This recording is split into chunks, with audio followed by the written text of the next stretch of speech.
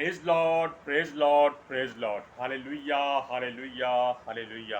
सबको जय मसीह जय मसीह। जय मसीह की। परमेश्वर, हमारा परमेश्वर जो कहता है यीशु परमेश्वर का प्रिय पुत्र है और वो ही समाचार है, यानी कि वचन है, वो सबके हृदय में वास करता है। हालेलुया। आज के सुसमाचार के लिए परमेश्वर की बेटी प्रार्थना करेगी। सबको जय मसीह की। परमेश्वर आप सबके साथ हैं और आप सबसे बहुत प्रेम करता है। Hallelujah, hallelujah. महान परमेश्वर, सर्वशक्तिमान ईश्वर, जमीन आसमान दे मालिक ते खालिक, तुहाड़ा धन्नवाद, तुहाड़ा शुक्र करते स्वामी, आज दे सुंदर दिन लई, सुंदर समय लई, सुंदर सुबह लई पिता जी, जो साड़ियां जिंदगियां च बख्शी प्रभु। खुशियां ते आनंद दा दिन बख्शिया, तंदुरुस्ती दित्ती पिता जी, और अपने कदमां च बैठने अपना फजल बख्शिया प्रभु। ये सब तुहाड़ी दया, तुहाड़ी किरपा है मेरे पिता परमेश्वर, और तुहाड़ी बेटी हृदय तो तुहाड़ा धन्नवाद, तुहाड़ा शुक्र करती स्वामी। सचमुच खुदा जो सेवा बख्शी प्रभु, हर रोज़ वचन देंदियां प्रचार करना, उस लिए भी तुहाड़ा धन्नवाद, तुहाड़ा शुक्र करती। बेनती करदी पिता जी, हुण तुसीं अपने वचन के अनुसार साडे विचकार आओ और वचन पढ़ने च प्रचार करनी साडा मुँह बन के बोलो पिता जी, ताकि तुहाड़ा दिता वचन तुहाड़ी इच्छा के मुताबिक मेरे पिता परमेश्वर दुनिया की शोर तक पहुँचे। तुहाड़ा धन्नवाद, तुहाड़ा शुक्र करदियां प्रार्थना सुनने लई। प्रार्थना प्रभु जीसस के समर्थी के पवित्र नाम च मंग लैंदे, आमीन। आमीन। Praise Lord.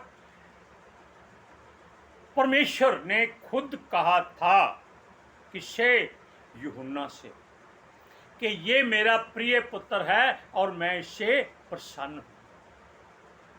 हालेलुया।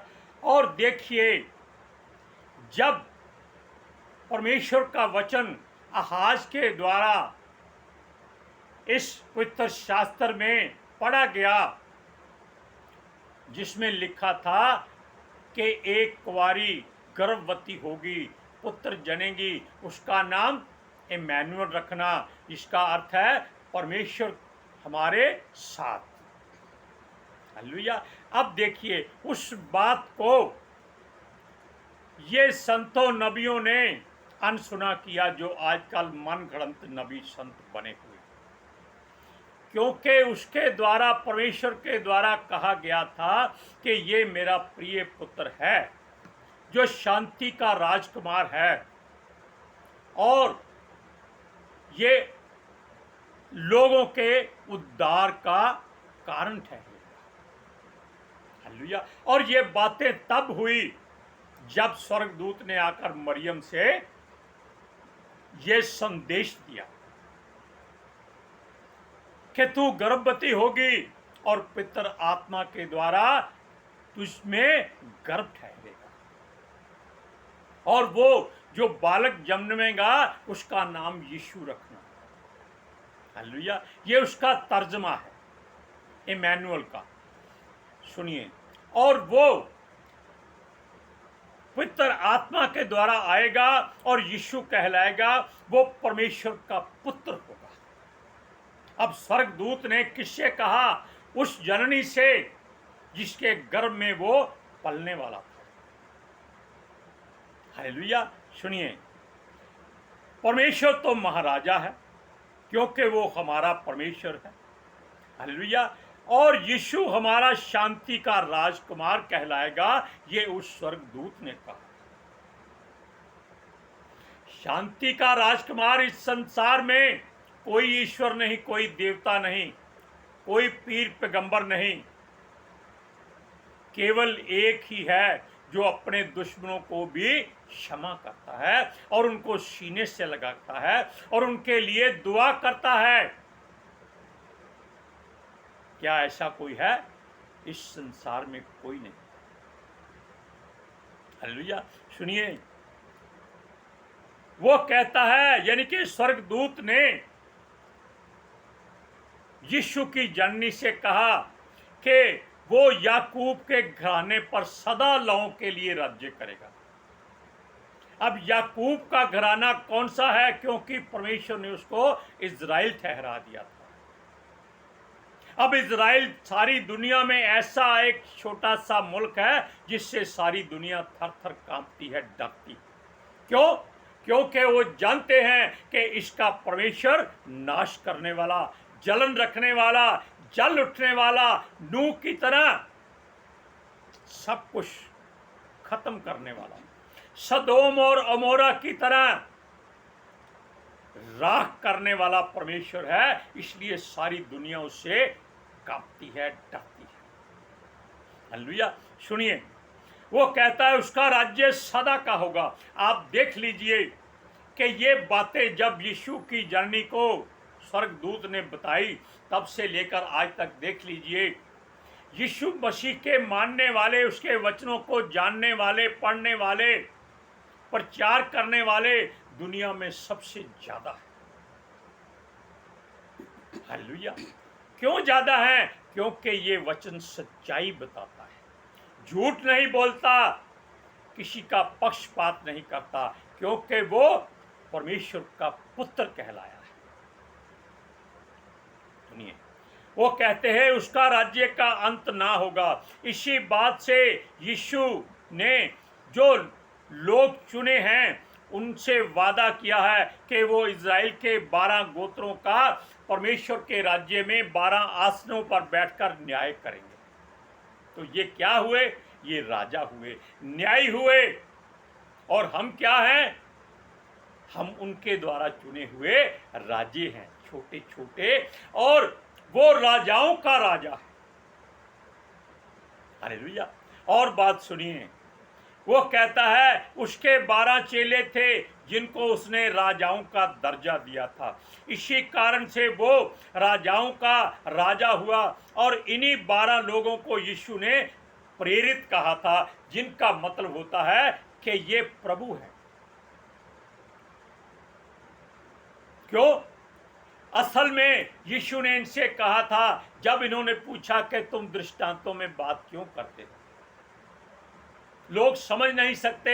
यीशु कहता है तुम्हें स्वर्ग के राज्य की भेदों की समझने की शक्ति दी गई है, इसलिए तुम समझो इस बात को। और जो परमेश्वर के स्वर्ग के राज्य के भेदों की जानकारी रखे वो प्रभु ही होगा और कोई नहीं हो सकता।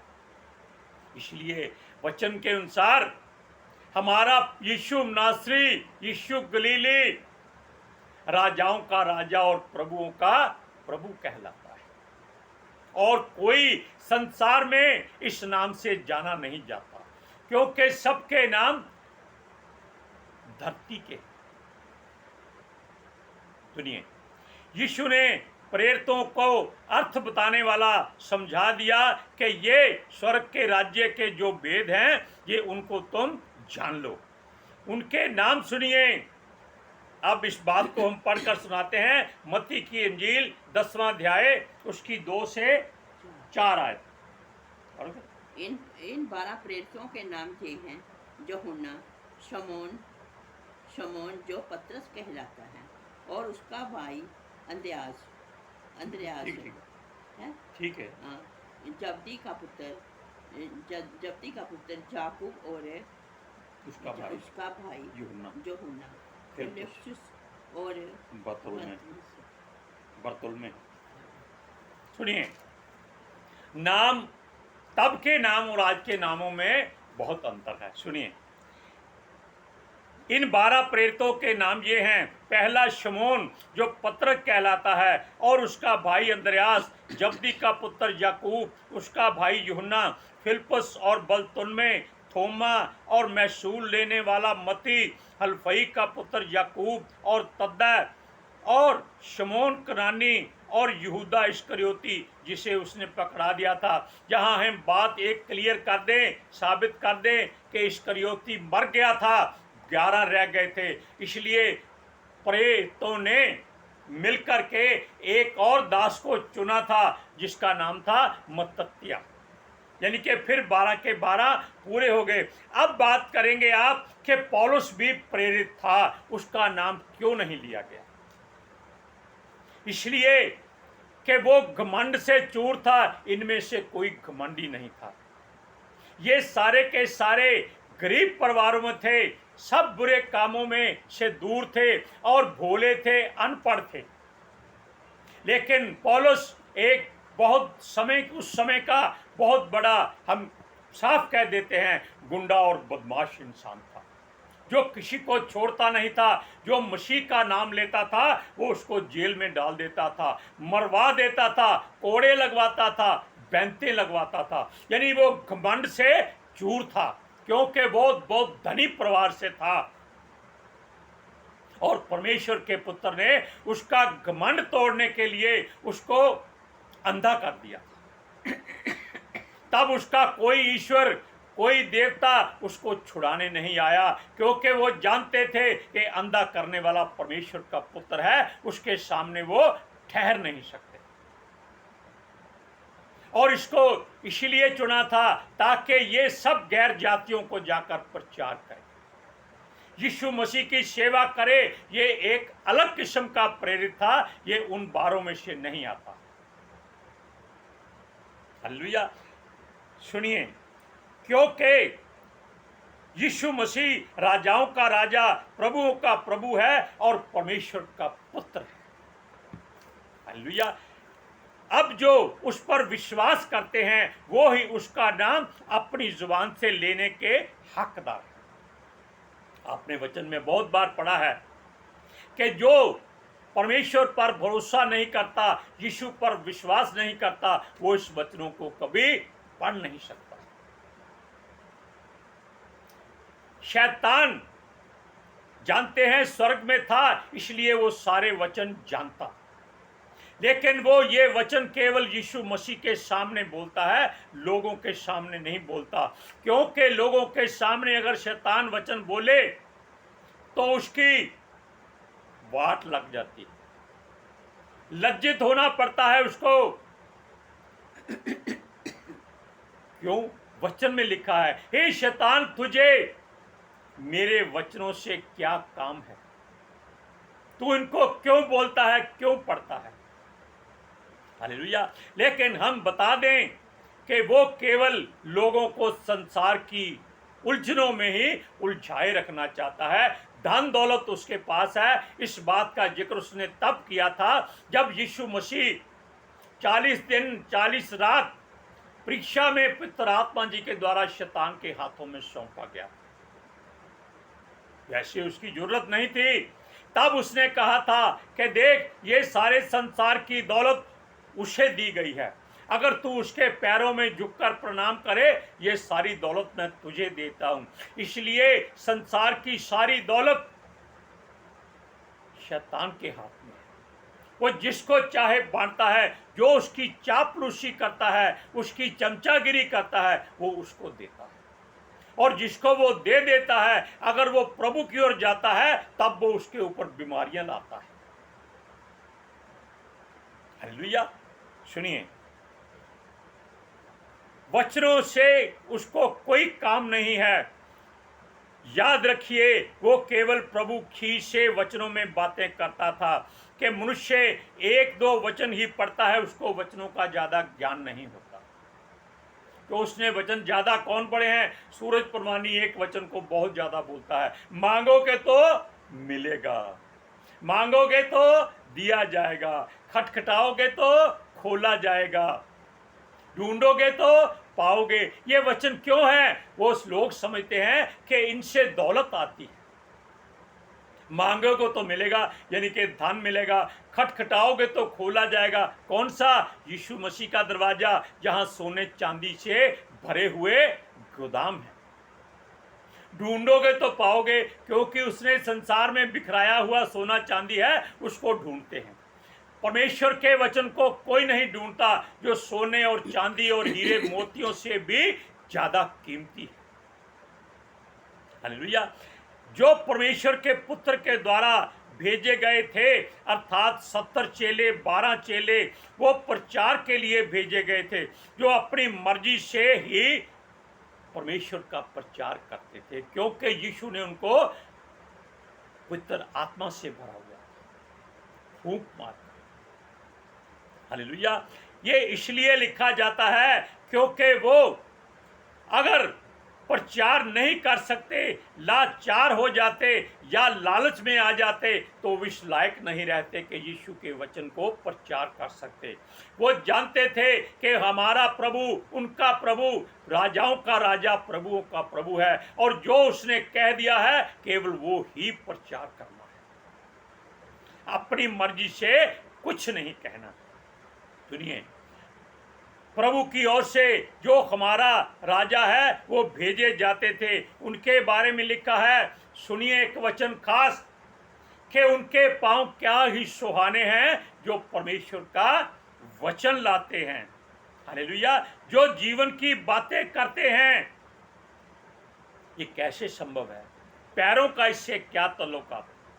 क्योंकि मनुष्य हाथों से नहीं पैरों से चलता है, और जो वचन लेकर चलता है वो उस जगह जगह पर अभिषेक डालता जाता है, आशीष मांगता जाता है कि इस बात को परमेश्वर चारों तरफ फैला दे। उसके स्वर्गदूत उसकी अगुवाई करते हैं। क्यों? उसके पास ऐसा धन है जिसको कोई चोरी नहीं कर सकता। वो जो लोगों में बांटने निकला है। सुनिए, ये जीवन की बातें करते और संसार से प्रेम करना सिखाते हैं। उनके बारे में यशाया कहता है कि किसने प्रभु के वचनों पर विश्वास किया है, क्योंकि लोग उनकी बात सुनना नहीं चाहते। वो उनको घरों से निकाल देते थे कि अब ये इनको खिलाना पड़ेगा, रोटी पकानी पड़ेगी, कपड़े देने पड़ेंगे, सुलाना पड़ेगा। इसलिए आज भी ऐसा ही होता है। अगर कोई प्रभु का दास, परमेश्वर का प्रेरित जन, चरवाहा, कोई पास्टर किसी के घर में जाता है तो वो केवल जाते दुआ करता है, और लोग उसको चंद पैसे दे के कोशिश करते हैं कि ये अब चला जाए। क्यों?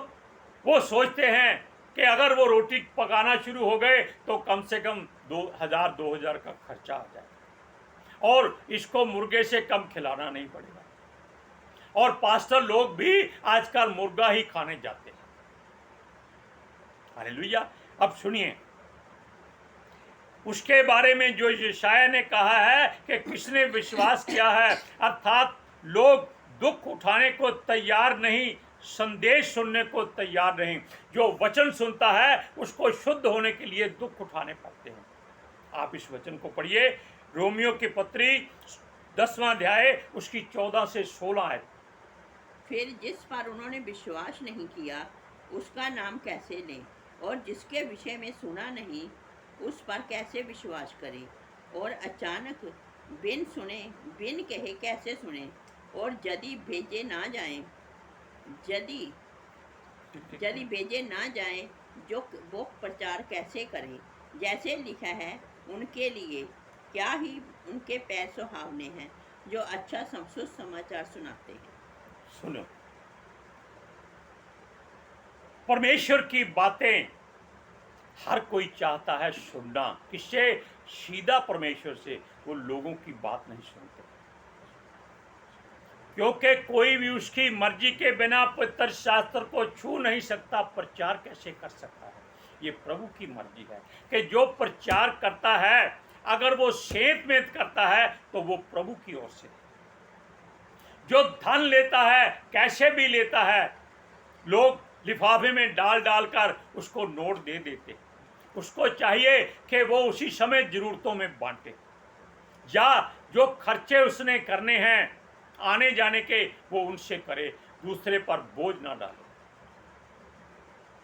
हालेलुया। सुनिए, वचन के द्वारा सच्चाई बताई जाती है। वचन सुनने से, और सुनना मसीह के वचन से होता है। इस बात को कान खोलकर सुन लीजिए। वचन को आप सुनते हैं, अगर समझते नहीं तो कोई फायदा नहीं। कहता है वचन सुनने से, और सुनना मसीह के वचन से होता है। मसीह का वचन तब निकलता है जब आप उस पर पूरा विश्वास करते हैं, भरोसा करते हैं, और प्रभु आपको पवित्र शास्त्र में से वचन सुनाता है।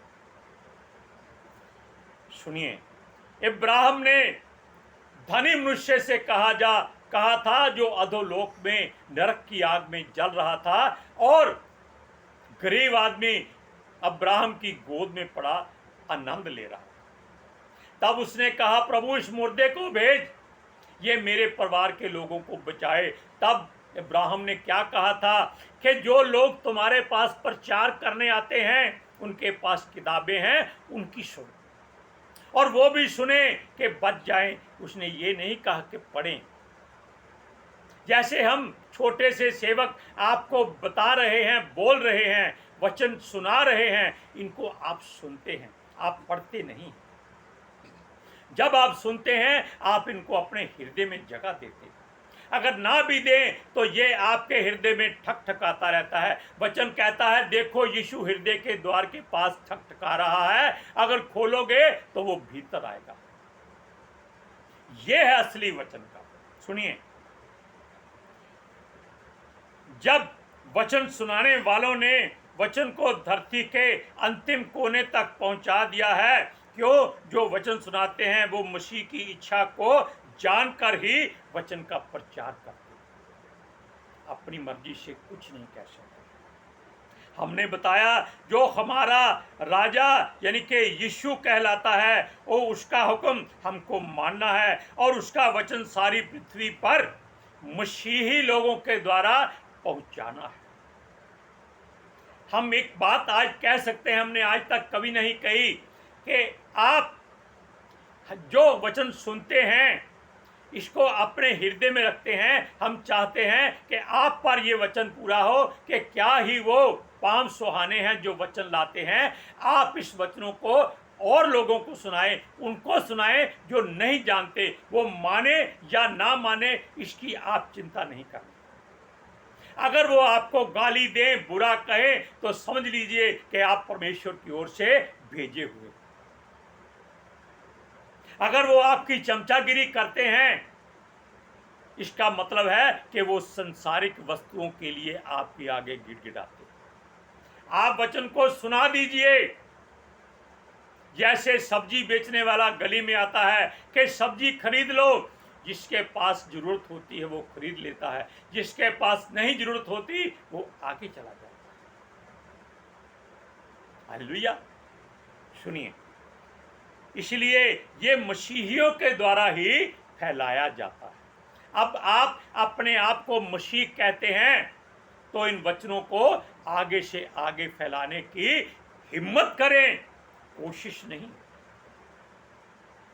जलजले आएंगे, तूफान आएंगे, लेकिन परमेश्वर कहता है कि कोई जलजला तुम्हें अपनी जगह से हिला नहीं सकेगा। तुम डगमगाओगे नहीं। अगर धर्मी 7 बार गिरे तो परमेश्वर उसका हाथ कभी नहीं छोड़ता, वो उसको फिर खड़ा कर देता। आप वचन को पढ़िए, रोमियो की पत्री 10वां अध्याय उसका 17वां और 18वां वचन। अंत विश्वास सुनने से और सुनना मसीह के वचन से होता है। परंतु मैं कहता हूँ, क्या उन्होंने नहीं सुना? सुना तो अवश्य है, क्योंकि लिखा है, उसके शब्द सारी पृथ्वी पर और उसके वचन जगत की छोर तक पहुँच गए हैं। जगत की छोर तक हमने सबसे पहले बता दिया था कि हमारे राजाओं के राजा, प्रभुओं के स्वर्गदूत जो भी कोई वचन बोलता है उसको ले जाकर फैला देते हैं, बीज बो देते हैं। हालेलुया। पौधा उगना है या नहीं उगना है, इस बात की चिंता परमेश्वर ने करनी। क्यों? सुनिए, छोटी सी बात, वचन की बात, कि बीज लगाने वाला और है, पालने वाला और है। इनमें से दोनों कुछ नहीं है, बढ़ाने वाला परमेश्वर है। और ये बात हम पर लागू होती है। हमको 2 भाइयों ने, जेएन बाजवा और विजय बाजवा ने, ये दोनों वचन हमारे ऊपर पूरे किए थे। जेएन बाजवा ने हमारे अंदर बीज बोया और विजय बाजवा ने उसको वचनों का पानी दिया। Hallelujah, praise Lord. आज के सुसमाचार के लिए परमेश्वर की बेटी प्रार्थना करेगी। Hallelujah. Thank you Jesus, thank you Lord, thank you पिता आत्मा जी। ਤੁਹਾਡਾ ਧੰਨਵਾਦ, ਤੁਹਾਡਾ ਸ਼ੁਕਰ ਕਰਦੇ ਸਵਾਮੀ, ਸਾਡੇ ਵਿਚਕਾਰ ਆਉਣ ਲਈ, ਵਚਨ ਪੜ੍ਹਨ, ਪ੍ਰਚਾਰ ਕਰਨੇ, ਸਾਡਾ ਮੂੰਹ ਬਣ ਕੇ ਬੋਲਣ ਲਈ ਪਿਤਾ ਜੀ। ਤੁਹਾਡੀ ਬੇਟੀ ਹਿਰਦੇ ਤੋਂ ਤੁਹਾਡਾ ਧੰਨਵਾਦ, ਤੁਹਾਡਾ ਸ਼ੁਕਰ ਕਰਦੀ ਸਵਾਮੀ। ਸੱਚਮੁੱਚ ਖੁਦਾ ਤੁਹਾਡਾ ਦਿੱਤਾ ਵਚਨ ਤੁਹਾਡੀ ਇੱਛਾ ਦੇ ਮੁਤਾबिक ਮੇਰੇ ਪਿਤਾ ਪਰਮੇਸ਼ਵਰ ਦੁਨੀਆ ਦੀ ਸ਼ੋਰ ਤੱਕ ਪਹੁੰਚੇ। ਲੋਕ ਸੁਣਨ ਔਰ ਸੱਚਾਈ ਨੂੰ ਜਾਣਨ ਔਰ ਸੱਚਾਈ ਉਹਨਾਂ ਨੂੰ ਆਜ਼ਾਦ ਕਰੇ ਪਿਤਾ ਜੀ। ਮੈਂ ਤੁਹਾਡਾ ਧੰਨਵਾਦ, ਤੁਹਾਡਾ ਸ਼ੁਕਰ ਕਰਦੀ ਹਾਂ ਸੁਆਮੀ, ਔਰ ਤੁਹਾਡੇ ਬੱਚੇ ਹਮੇਸ਼ਾ ਤੁਹਾਡੀ ਸ਼ਾਂਤੀ ਔਰ ਤੁਹਾਡੇ ਅਨੁਗ੍ਰਹਿ ਵਿੱਚ ਬਣੇ ਰਹਿਣ। ਆਮੀਨ। Praise Lord, hallelujah. सबको जय मसीह। जय मसीह की।